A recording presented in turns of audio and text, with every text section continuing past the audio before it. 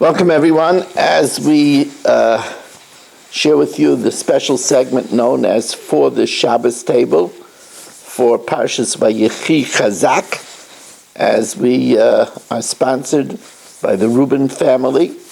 And may Hashem bless them in Ruchnius and Gashmias, and also for their special request and the schus of our learning, amongst their other many schusim, they should be zeicher to a healthy ben zacher. In this week's parsha, when Yaakov is giving the blessings to the Shvatim, when he directs his comments to the Shevet of Yisachar, the Shevet of Yisachar is, of course, the Shevet of Torah, like it says, L'vnei Yisachar Yodei Bina Le'itim. They have a knowledge of an understanding of time.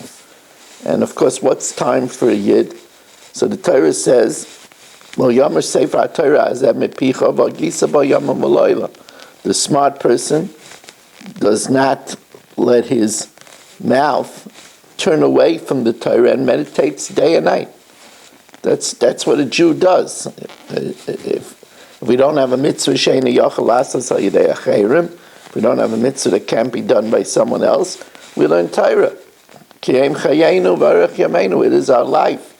Rabbi Kiva told Papas that a Yid without Torah is like a fish out of water. Fish out of water right away chokes. The nefesh chokes without Torah.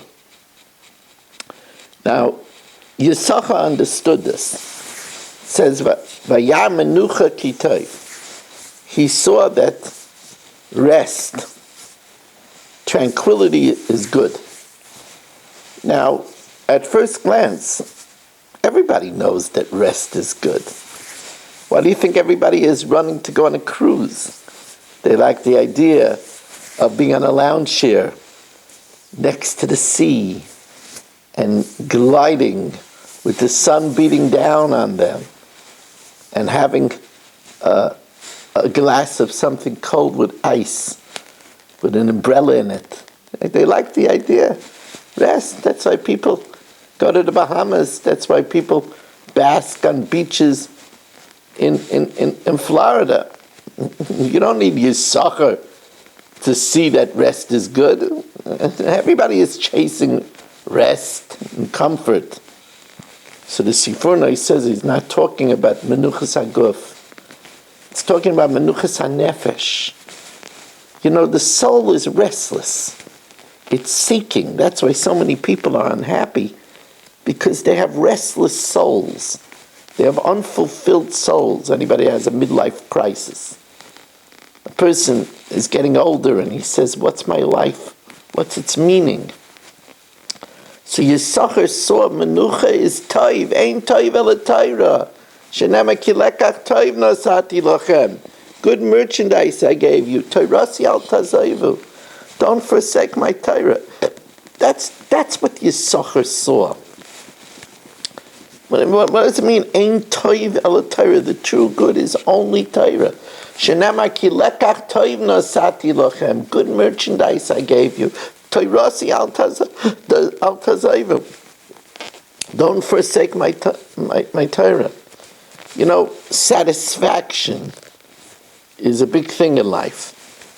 Ezo Asher, who is really wealthy, Hasameach bechelkei, somebody that's happy with his lot. In other words, satisfaction.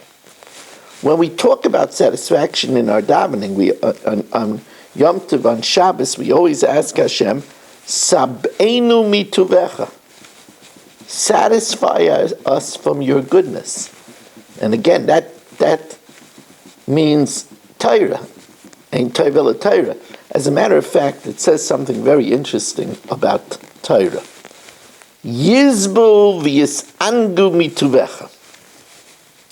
You could be dissatisfied and delight in good, which we said is Torah. Now that's something that's unique about Torah, because the physical pleasures, again, if you're talking about physical rest, physical pleasures, there's no delight after you're full. For example, you might love cholent, and you might love 3 bowls of chalent. But once you're full, you can't look at it anymore. There's no delight after you're full. The same thing is true with sleep. There's a saying, did you sleep a bagel? A bagel is 24 hours, a full circle.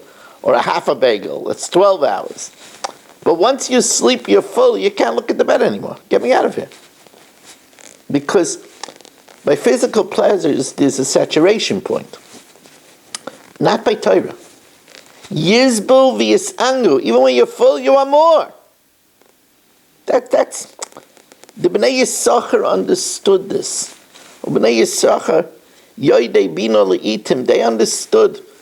Yisachar vayar menuchi so menuchas hanefesh ki toiv, that the fulfillment of the soul is from toiv, is from Torah.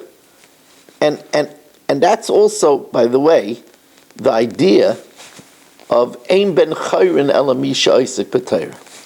Somebody is only free when they're Isaac b'Torah. Rabbi Irving Bunim compares this to a violin or a guitar.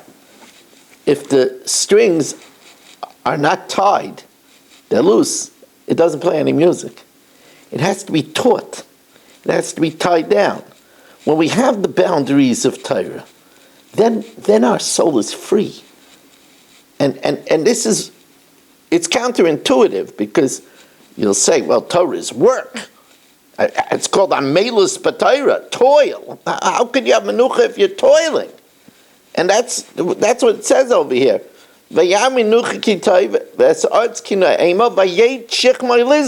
And he bent his shoulder to burden. Right? So it's counterintuitive. But being busy with Torah, that's the greatest satisfaction of the soul. That's what Yisachar understood. Nei Yisachar. Yoidei bina li'itim. They understood that. It says, Drachad darchei noyam. The ways of Torah are sweet. That's what it says. Va'aretz ki na'ema. You saw the sweetness. The Torah, its ways are sweet. The word noyam, nun vav ayim mem, if you do an anagram, it also spells mei avon, from sin. There's different ways that people think that they could achieve sweetness. Some people think it's me'avan, from sin, from seeing things that they're not supposed to see, from listening to things that they're not supposed to listen to, from hearing things that not to, from experiencing things that are forbidden. And then there are people that taste the sweetness from Torah, which is the real sweetness. You'll say, sweet? Yeah. Mesukim midvash v'noifei sufim. It's sweeter than honey and the sweetest honeycombs. In the morning we ask in Birchas Torah, a tefillah, harevna Hashem Elokeinu es direi sarascha b'finu. We should taste that sweetness. Harev means areva, sweetness. This, by the way, a lot of times we have to make an adjustment in words. For example, we have to make out of a nega, out of a plague, oneg, a delight. The Zohar, the Musar, in the 4th day of Mishpatim in the Chaklu Yisrael, which I teach, says that we have to take pesha, trespass, and sin, and convert it to shefa. He goes on to say, very interesting, that if we want to take pesha and convert it to shefa, the pei stands for pazer, to give tzedakah, to scatter tzedakah, the shin is Shabbos, and the ayin is anova. And by the way, this is an aside, but it's a very interesting aside, that he says that in the Musar and the Chak, that when you're talking about tzedakah, kesef, money that we give to tzedakah, if we take the gematria mole, which means the chaf is chaf and the pei, and the samach is samach mem and the chaf, and the fei is pei hey, it equals 305. And kapara also equals 305. Because through the kesef of tzedakah, we acquire kapara, we acquire atonement. Now, another thing that's unique is it says that Yisachar chamor gorem. Yisachar is like a bony donkey. So the Yalkut Lekach Toiv says that there's a difference between a donkey and a horse. A horse if it wants to rest, you have to take off all of its equipment. You have to take off the saddle, you have to take off everything from its back, and then it could rest. The donkey could rest with the yoke. It just goes down in a corner, and it could rest with the yoke. And the Al-Kalech Toiv says what an interesting metaphor. He says a true Ben Torah could rest with the oil of Torah. He doesn't have to, in order to rest, he doesn't have to remove the oil.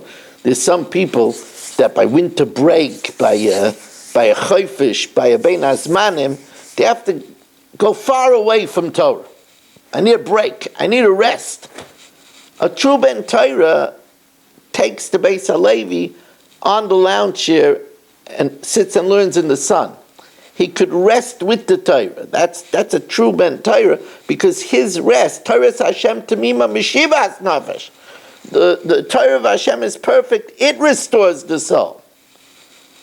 There's an interesting thought from Rabbi Yisrael Salanter. Vayar menucha kitoiv. It says that he saw that rest was good, ve'esaoretz kina ema, while the earth was sweet. So Rabbi Yisrael Salanter says that menucha is olam haba. What Yisachar saw was that he saw that the true good is olam haba. Vayar menucha kitoiv. He saw that the everlasting menucha, which is olam haba, is good. There's oretz kinaima, and there's sweets on this world too. So here you have a person, he's trying to be healthy, but if he eats constantly chocolate and nash, he's not going to be healthy. Right? So Yisachar had a vision. He saw menucha, the true menucha is olam haba. He saw the Aretz Kinaima, there's a lot of sweets on this world, a lot of distractions. Vayechi Shechmai Lismo, and therefore he bent his shoulder to take the burden of Torah in order to gain Olam Haba, which is, of course, Olam Haba comes from Torah, right? It says that Ashrei Misha Bolakan v'Talmud v'Yadai, fortunate is he who comes to the next world with the Talmud in his hand. And that's why, by the way, the Yetzer Hara is daimel azruv. It says the Yetzer Hara is like a fly, and people wonder, a fly? Yetzer Hara should be similar to a scorpion or a snake. A fly is innocent. But where does the fly frequent? If you have a bunch of sweets, all of a sudden you're left a few used lollipops, there's flies all over it. The Yetzer Hara takes us to the sweets of this world, because that distracts us from Olam Haba, from the future, from that which is everlasting.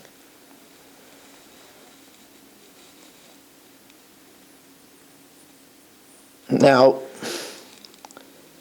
I should tell you that the Klei Yakar, when he talks about Zvulun, we know that Zvulun is the businessman. So it says, Zvulun l'chayf yamim yishkain. Zvulun will dwell by the seashore. V'hu l'chayf aniyos, and he's by the port with the boats. V'yarkasai al tzidain, and his flank is by tzidain. So the Klei Yakar points out that the fate of a busy businessman is the tzara, the distress of Pizur HaNefesh, that his soul is fragmented. It's mamish, the opposite of Menuchas HaNefesh. As a matter of fact, if you look in Pirkei Avos, when it says Marba Nechosim Marba Daiga, if you have a lot of property, you have a lot of worries. Over there, the Rav talks about Pizur HaNefesh. Here a person has a franchise. He has a store in New York, he has a store in California, and he has a branch in Paris and in London. Say, wow, that's a man that's very fortunate. But the truth of the matter is, that's 4 different time zones. And in 4 different time zones, they have problems. And they're bothering him. He never has menucha. That's Pizar HaNefesh.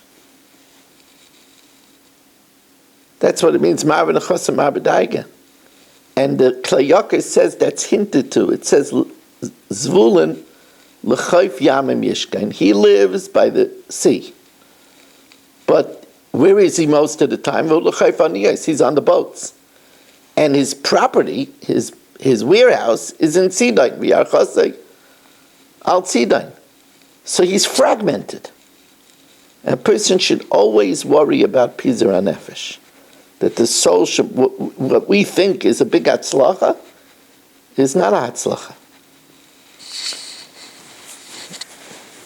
There's a saying that they say over from Rav Moshe Chaim Luzzatto, which is a very interesting idea.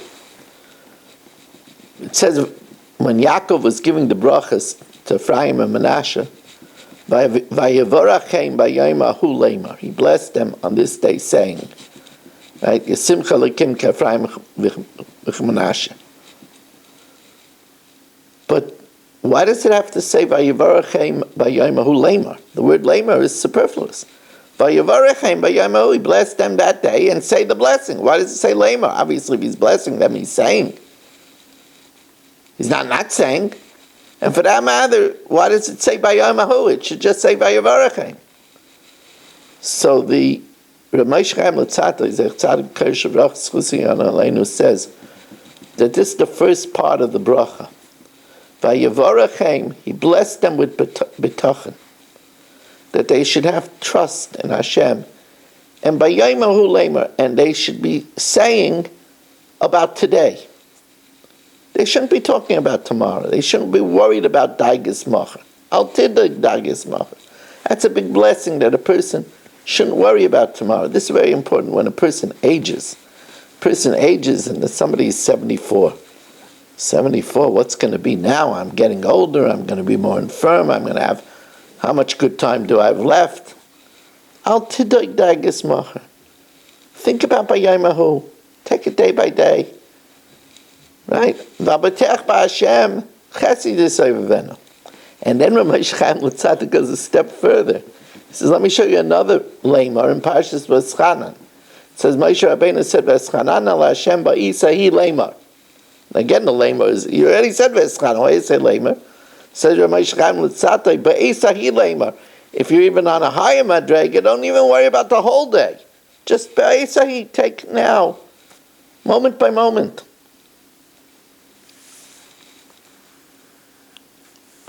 Yaakov Avinu said, "Halikim haroya osi," God, who shepherded me, may odi ad hayom hazeh. May odi, all my life, as long as I'm oid, ad hayom hazeh, until this day. So the Klayakar says beautifully, may odi, mem ayin vav dalad yud, is 130. So until I got down from Mitzrayim, Hashem took care of me for 130 years. Ad hayom hazeh is 17. So he took care of me for 130 till I came down from Mitzrayim, and the 17 years that I'm here. Hamalach hagoyel oisi mikol ra. Again, the Klayakar, together with the Kafta V'Ferach, says that Hamalach hagoyel oisi mikol ra, the angel that redeemed me and protected me from all evil, because it says, Chayna Malach Hashem saviv liyareya v'yechaltzein. Malach Hashem surrounds those that fear him and strengthens him and delivers him. So Goyel Oisi Mikol Ra is Gimel Aleph Mem Reish. Gimel Aleph Mem Reish are the 4 malachim that surround the person: Gavriel, Oriel, Michael, and Raphael. So Malach HaGoyel, so Goyel that's Gavriel, Osi Aleph is Oriel, Mikol is Michael, and Ra is Raphael. Those are the four malachim, Gabriel, Uriel, Michael, and Raphael. And it mamish is the gematria. Hamalach hagoyel oisi mikol ra. Now, I checked this out. Hagoyel is without a vav. Osi is also without a vav. If you spell it that way, Hamalach hagoyel oisi mikol ra is 906. Michal, Gabriel, Uriel, Raphael, and here Uriel is with a vav, is 906. And what's beautiful about this is that, of course, Yaakov was the of Torah. Titein emes Yaakov, emes Kenev, Val Timka, that's Torah. Gemara is Gabriel, Michal, Raphael, and Uriel. Gimel, Mem, Reish, Aleph, of those four malachim. Gabriel, Michal, Raphael, and Uriel. This is what we mean by Ein Toiv El Torah. We were talking about that before. The true Toiv is it protects us from Ra. What's Ra? Ra is Gehenim, right? Asher Maskel El Do B'Yom Ro'o Yimalteo Hashem. Ra is Gehenim. Ra is it's a horror that tries to get us to do what is bad. Toiv that protects us. That's Gemara, Gabriel, Michal, Raphael, and Uriel. That's why the Torah is Megan and Matzlei. Rifasila Sharecha. It's cure to your flesh. Well, the Chol B'Sarei Marpei. It brings refuah to everything. The parasha starts off, Vayechi Yaakov beretz Mitzrayim shva esrei shana, Vahi Yaakov shnei chayav shva sheva shanim va'arba'am u'ma'ashana. So there's a famous Balaturim. It's not just the Balaturim, it's the Rekeach says it. The Hadar Zekanim says it. That Vayechi is Bigematria 34. Vav is 6, Yud is 10, that's 16. Ches is 8 is 24, and Yud is 10 is 34. It refers to the 17 years that Yosef was around until he was sold, and the 17 years that Yaakov lived in Mitzrayim.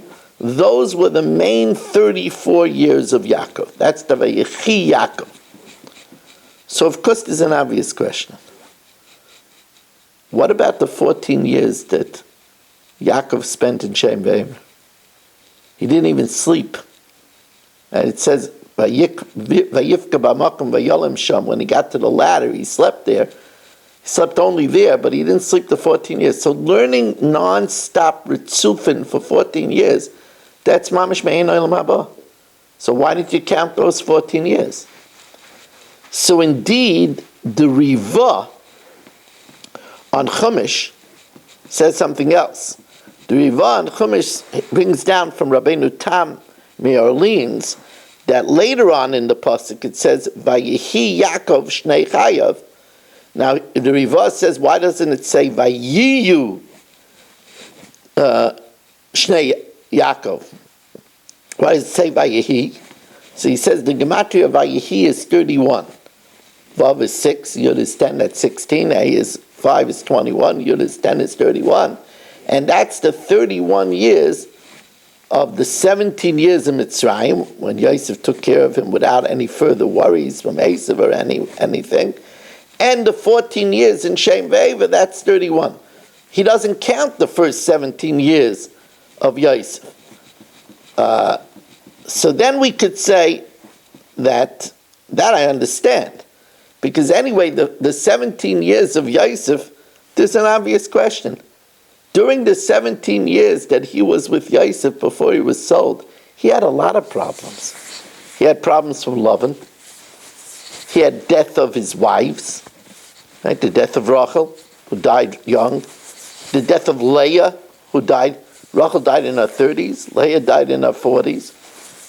The rape of Dinah, that was all during those 17 years. That doesn't sound like such a happy 17 years. So we understand the Rabbeinu Tam Me'Orleans, that's the 14 years that he was in Shem Ve'ever of bliss, and the 17 years in Mitzrayim, Vayehi, 31, that we could understand. But how do we understand Vayechi? First of all, why doesn't it count the 14 years in Shem Ve'ever? You know, if you add another 14 years, so instead of 34, so make it 48, but count the 14 years in Shem Ve'ever. That's Gan Eden on this world, learning Torah non-stop, 14 years without any. So I always wanted to say that the answer to this is that it didn't count those 14 years because those 14 years he wasn't married. When he was in Shem Ve'ever, he wasn't married. When you're not married, that's not full life. Right? Like the Baba Rebbe said, there's only one place in the Torah that it says Loi Tov, and that's Loi Tov Hayoisa Adam Levadai. The 14 years without being married, that can't be considered full life, and that's why it doesn't count the years that he spent learning before. It says Yaakov Ish Tam Yoshev Halim, and Yoshev Halim was a reference to the tents of Shem and the tents of Ever. It's not talking about that he had a house in Cape Cod and a house in Boca.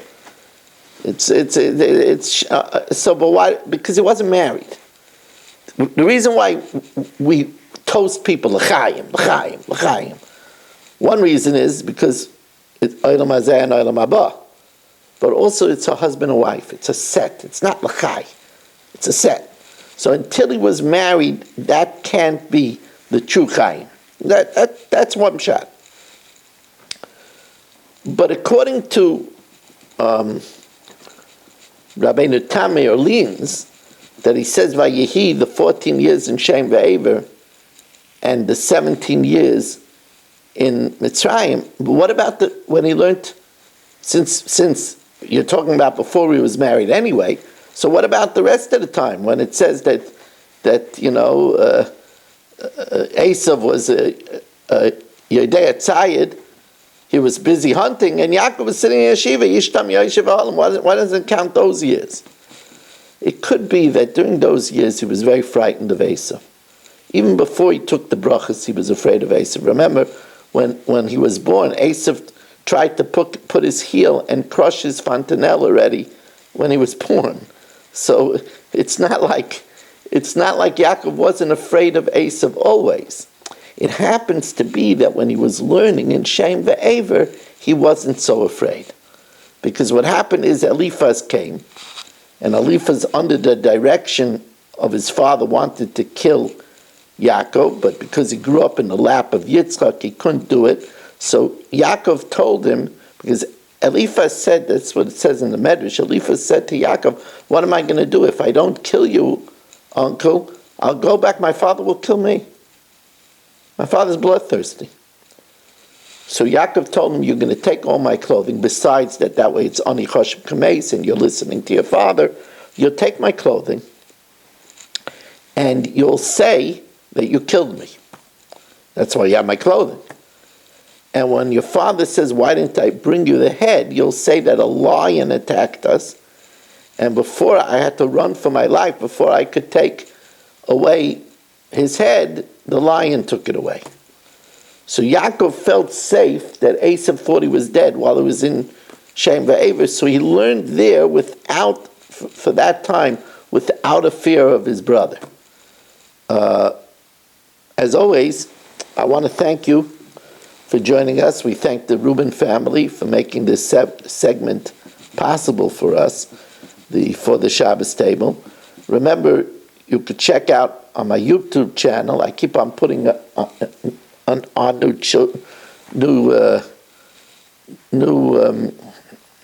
shiurim. There's a shiur on smile. It's the Torah thing to do. Shiurim on Vayechi. There's a shiur that I gave on how to enhance our marriages. Check it out on YouTube. Make sure to subscribe. Also, we're looking for a sponsor for next week's Shmais as we start Chumash Shmais, 718-916-3100, rmmwsi@aol.com. Thank you for joining us, and have a wonderful Shabbos.